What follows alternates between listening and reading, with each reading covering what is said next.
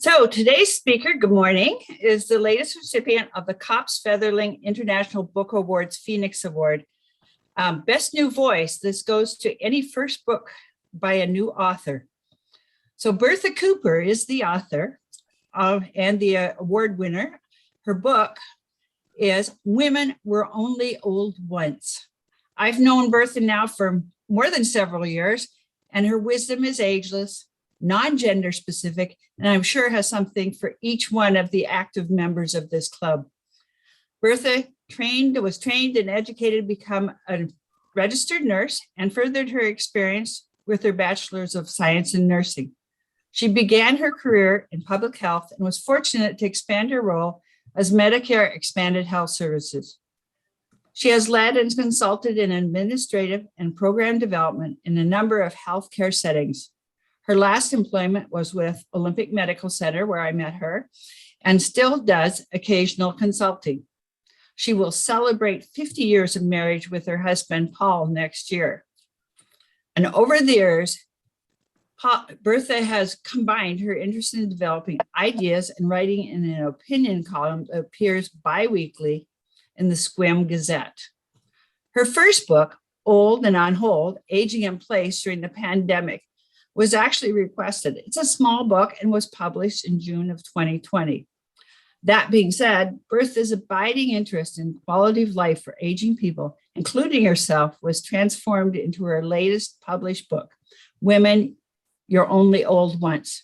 Her book didn't catch the eye of the publisher for almost a decade, but ultimately was published in October of 2020, has since become an award winner.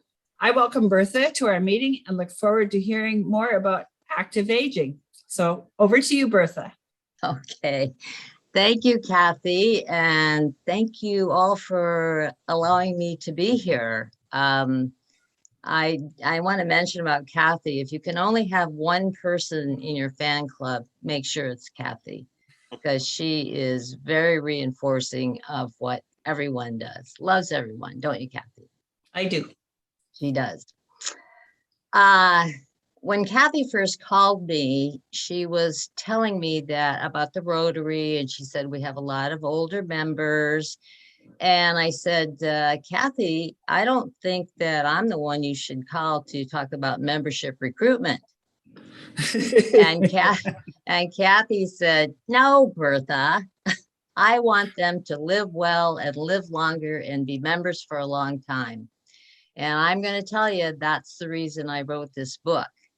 I started writing this book when I was 66. It took me a couple of years to write, and then it took me another 8 years to get it, to find anyone who cared to publish it.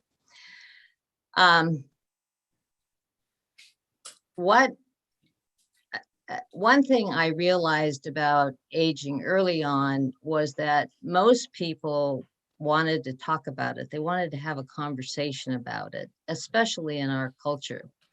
Now, I want to tell you, this group is a first experience for me in that there are men and women in this group. I usually talk with women, and that's who I talked to when I started my book and when I did my exploration.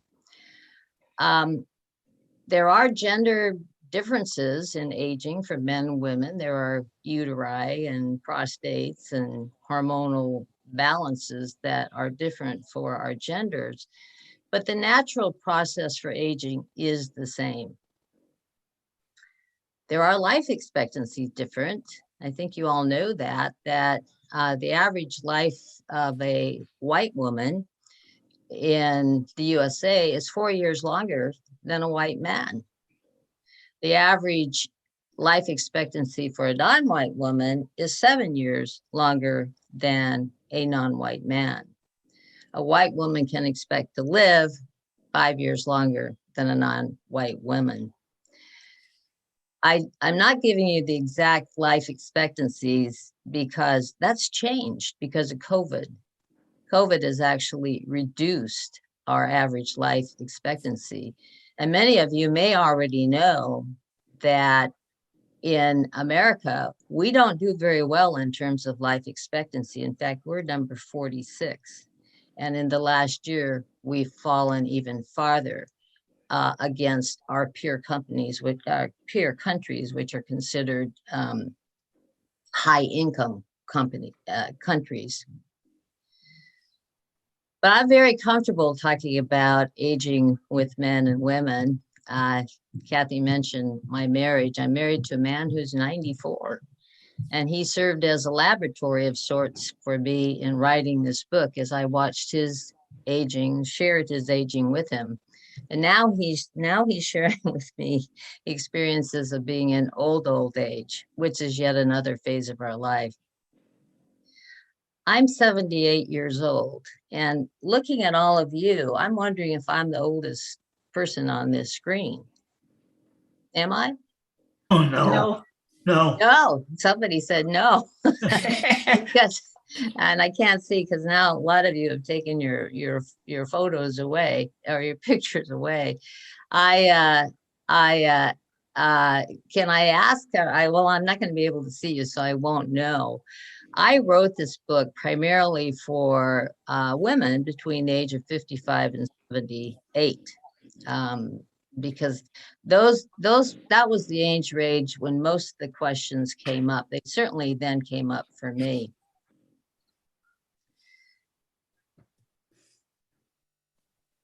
There's a lot of information that I learned and a lot of things I'd love to share with you, but we don't have the time. So I decided to focus on some general themes and then a couple of areas. I'm going to focus on the things I heard the most about when I interviewed or talked with women about aging, the things that they worried about the most. What they wanted the most out of their aging was 1, continued independence. 2, control, especially over choices in their life, and absolutely did not want to be a burden for anyone. Now, I would gather that for all of you, that you share the same goals in your old age. And that's what I want too. So I said about, okay, how do we avoid that? Because things happen when we age that we can't avoid. I approached aging as looking at it's another transition in our life, just like going from childhood to puberty or puberty to young adulthood. There are certain characteristics of the ages and certain tasks that we must accomplish in order to manage and to fulfill that stage of our life. I don't know how many of you have heard about Erik Erikson, but he's a renowned psychologist. He died in 1994, and he wrote about the 8 stages of psychological development. And one of them he defined was from the age 65 on. Interestingly, the first 5 stages of development are up until 18 years of age. So he saw most of that going on then. But he saw that at 65 and over, our primary task is to reconcile our lives and realize who we are, what we have become, and feel fulfilled in that. And I wonder, if we could talk, I would ask you how many of you could relate to this. I could relate to that because I could hear that in some of your conversation as what you're talking about, what you do. This is obviously a very active group. Talk about active aging. This is a very active group who is actively aging. One of the things I want to focus on organic or physiological aging, because that's what we notice the most when we age. And if we look at all we have to do is look in the mirror and see the sagging and the wrinkles and the things that are happening to our skin as our skin changes.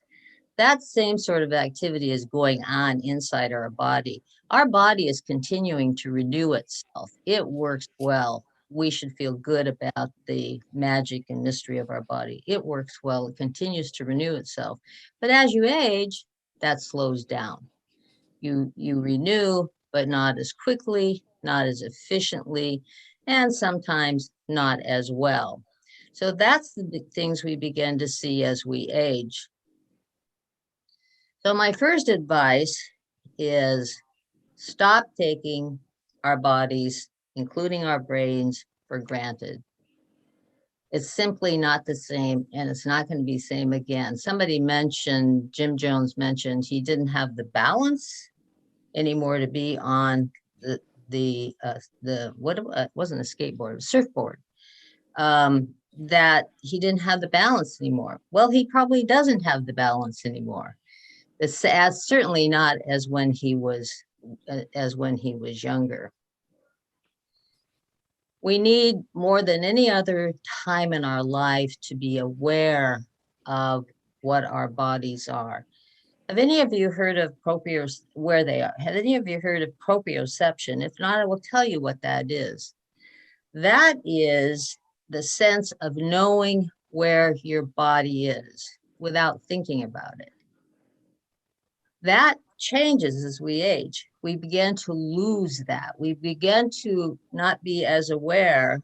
And again, it's sort of an automatic thing. We don't know where our feet are anymore or where our hands are anymore. It's part of what contributes to losing, or that sense diminishing is part of what contributes to our balance issues. If you went to balancing class, which maybe some of you have gone to, it's an excellent thing to do when you're older. If you go, you will learn how to be more aware of your body and what it's doing. If mindfulness ever was important, it's important when you're aging. One of the suggestions, and I'm not the first person to bring this up, is around knowing the capacity of your body. And one of the tests is to every day get down on the floor and get back up. And if you haven't done that, I suggest you do that. Get down on the floor, not now, don't have to do it now, but get down on the floor, stand up, see how easily you do that, or see if you can do it. The advertisement, "I've fallen on the floor and I can't get up," is unfortunately very real. Let me see. Let me talk a little bit more about that. One of the main things those people I interviewed about aging said about aging is, I don't have the same endurance. I just can't do as much as I could do before. I can't go from morning to night, fall into bed, sleep, get up and go from morning to night. I can't do that anymore. I have to rest. And there's a reason for that. Because our bodies, we lose muscle mass as we age. Can't help it. You lose it. The good news about losing muscle mass is that you can get it back. You can't get it back to the point where you were before 50, 40, but you can get it back. And it's one of the main things that people should do. In my career, I saw far too many people that decided aging was a time to rest. Aging was a time I didn't have to do much anymore. Aging was a time to be sedentary. Now, I certainly didn't hear that in this group, but I saw it a lot in my career. And what would happen is strength, it's the use it or lose it. Strength would disappear. One of the research studies concluded that immobility is more the result in aging, is more the result of disuse. In other words, volitionally not using your body or not strengthening it, than if you that the process of aging. That's important to that's important to remember and to think about. There is nothing inevitable about becoming disabled as you're aging. Now, obviously, things happen to us. We get into accidents. We get diseases and things happen to us. But the natural course of aging doesn't destine you to be immobile and to be in a nursing home. Only 5% of the aging population, that's 65 and older, are in nursing homes. So it's just, most of us don't need to fear that that's going to be our outcome, even though we know many people that are in that. There are reasons for all of this happening too. We don't have as much energy. We become tired earlier. We need more rest. There are tiny little things called mitochondria in our cells that energize us. They're called powerhouses. And those things, they don't replicate as easily. They don't do as, they aren't as efficient. Some of them aren't as well formed as the other ones. So we have a natural loss of energy. Again, rest. We require more rest because we don't have the same level of energy. Let me talk a bit about mental acuity. One of the fears that I heard probably the most was getting dementia, Alzheimer's, or some other form of dementia. And there are several, although Alzheimer's is the most common, it's not the only one. We need to be, we want to be careful and be sure that we understand when is it dementia and when is it not. I mean, anyone here, I'm sure everyone here has probably gone to anyone who is my age anyway, or over 70, has gone to the refrigerator and forgotten why they've gone there. Or gone into a room and forgotten why they've gone there. And feeling really stupid and thinking, uh-oh, this is it. It's the beginning. Well, it actually isn't the beginning. It's something that happens to us. And it has to do with some changes in our frontal lobe that that we're not able to multitask the way that we did in the past. We're not able to, a good example is going to Costco, shopping, got a list, go shop, go do it, come out, forget where your car is. The first time I did that, it really scared me, mainly because I really didn't know where my car was.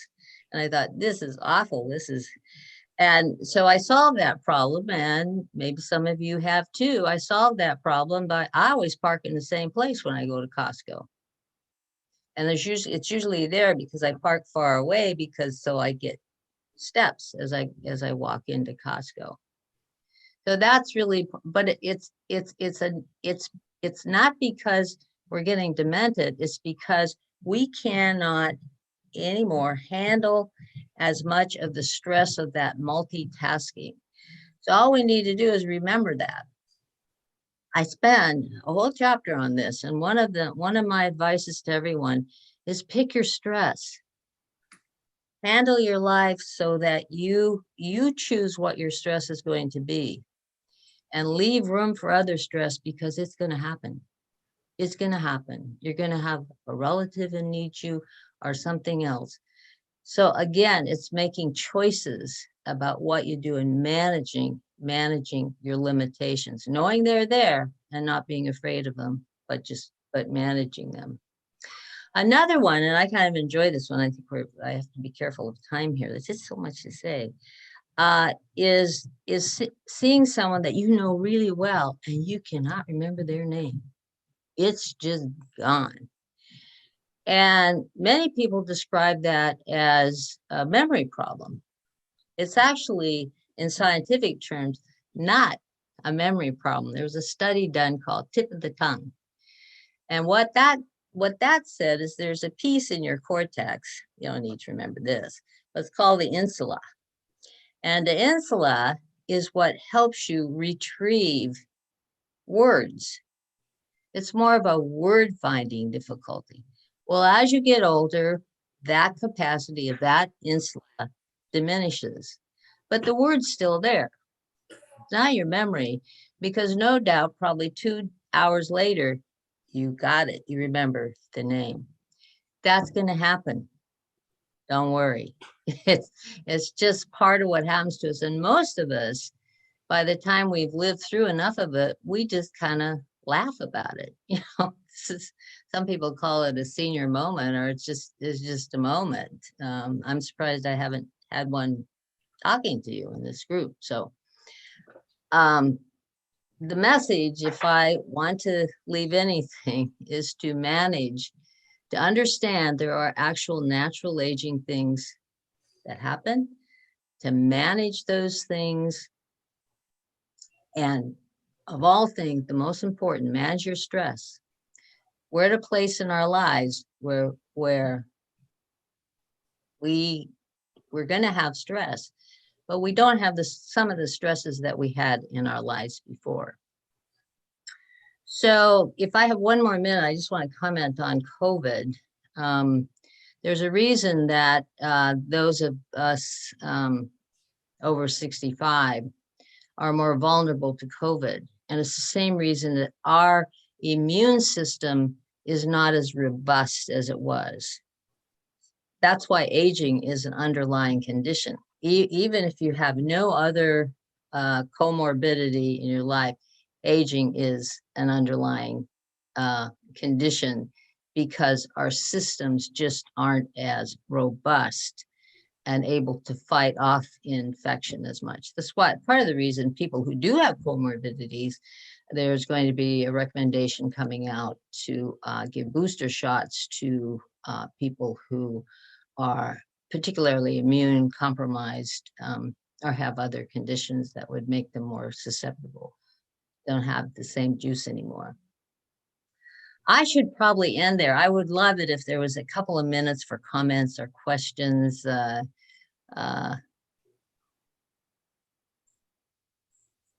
so we got 8 more minutes. Oh. Bertha, thank you so much for your presentation. And, you actually have a lot of good sense, about, parking the same spot at Costco. That's something I would have never thought of. I'm hitting those moments now, and I'm in my 50s, right? Where did I park, or why am I here? So that's and a big congratulations on your 50th anniversary. That's incredible. So Bertha, I have a question for you. I've read a fair amount on the Harvard study, which talks about elements of what keeps us happy or over a long period of time, long study. And can you talk about the social aspects that tie to community, to service? I'm not sure what you mean. You may be speaking to the fact that people who are more connected are have a happier index, and they actually may live longer than other people. And I think that that's true. It's part that there's an attitude about your acceptance of your condition, your situation, and then your connectivity to other people. I will comment, though, we're all different some of us are extroverts and some of us are introverts. And those are pieces of ourselves that we need to honor and to then participate with other people in the way that we can. But definitely connection and being in a group like Rotary and providing service to others, being outside yourself. One of the questions I asked the interviewers was, who are your role models for aging? And without exception, it was people who were involved with other people and who were outside of themselves, even if they had an illness, even if they were struggling. those were the people that were most admired. Thank you. Bertha, is there Bertha? any benefit to essentially surrounding yourself with younger people as you age, whether it's your own children, grandchildren, neighbors, whatever? Oh, without doubt.